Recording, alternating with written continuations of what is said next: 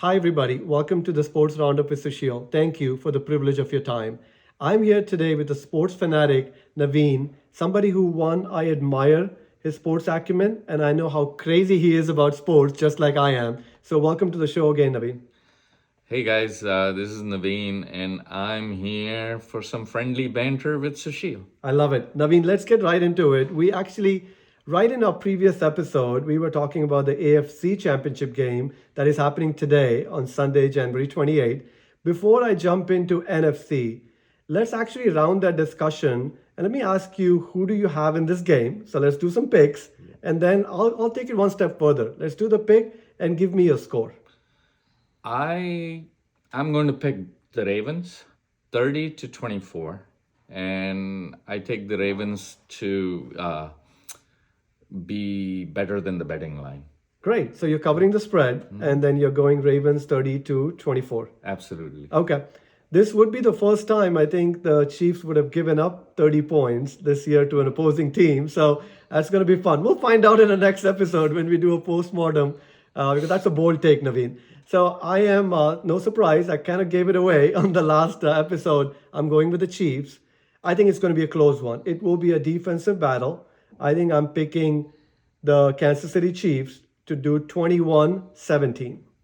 So it's a bold take too, because you have a team in Ravens who have been a high scoring team this year, and I'm saying they'll probably score about 17 points. So you have the Ravens, I have the Chiefs. We'll come back and see what happens. But before we dive more into that game, let's talk NFC. So NFC Championship, that's the game, that's the last game for this weekend, Naveen, with Niners versus the Detroit Lions. Fantastic story, right? If you look at Detroit Lions, it's a story of a team that, if you talk about team building a winning culture, I think that's what Dan Campbell has done. And Niners have been a story of consistency across the board and how they have consistently been in this position for a number of years now. So before we dive into, let me ask you let me ask you about Detroit Lions, because I talked about Dan Campbell and the story. Tell me a key about, if the Detroit Lions have to win this game, what do they need to do? Let's start there.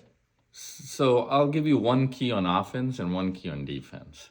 So the first key on offense, I would say, is the running game, right?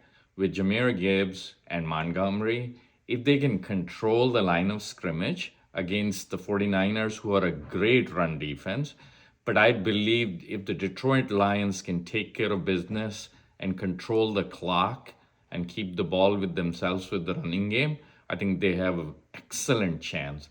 And on the defensive side, I do believe if their secondary can even hold up a little bit, Yeah. because their fronts four are excellent. It's the back line that I'm a little worried about. If they can hold up and control Ayuk and Kittle a little bit, I think Detroit has a good chance to pull off an upset. Yeah, no, it's we'll come back. I have a feeling I know where you're leaning, but we'll come back to that. So let me talk about the Niners, and I'll build on what you said. To me, Naveen, for Niners, let me start with the offense first. I think I've been going back and forth on this game all week, and I think what tilted the scale for me, and I'll tell you who I think from X factor also, and also the keys would be Debo. I feel like if I look at the Niners team, Naveen, I think with McCaffrey and with Debo coming back and being healthy, and I think that's going to be really important because they can control the clock. The thing that worries me about Niners a bit is their defense, especially after watching what they did against Green Bay and how easily Green Bay was able to run the ball on them. That worries me a tad bit, with exactly what you said about Jahmyr Gibbs and Montgomery. But I think the keys for Niners would be, one, Brock Purdy. He's called Mr. Irrelevant. We need to change that because I think he's a really good quarterback. If he limits his mistakes, and if Debo steps up, I think the Niners will take this one. So on that note, let's talk about X Factor. I kind of gave it away a bit, but let me start with you on, if you look at Detroit, who would you think is the X Factor? Jahmyr Gibbs, for me. Hands down, I think he's going to be a superstar in this league in a couple of years. And I think if he runs the way that he Yeah. can, and he is a very quick, elusive north and south runner in the mold of a Barry Sanders, and I think they have an excellent chance if he does well in the game. So I truly think he's the X Gibbs. factor. I think that's a really good pick. I'll do two. I think I talked about Debo. I think with Debo coming back, the thing about Debo, Naveen, that I think why he's a game wrecker is Purdy has to give him the ball, and then the yards after catch is where Debo separates himself. So I think Debo is one. The second is not an X factor, but maybe a challenge back to the Niners. If their front can get to Jared Goff. So if you have the Bosas of the world, you look at the linebacker Fred Warner. It's if these guys can get there and disrupt Goff, I think they would have a key. Let's before we round it off, let's do the same thing. Let's do the picks quickly and the score. I'm picking the upset.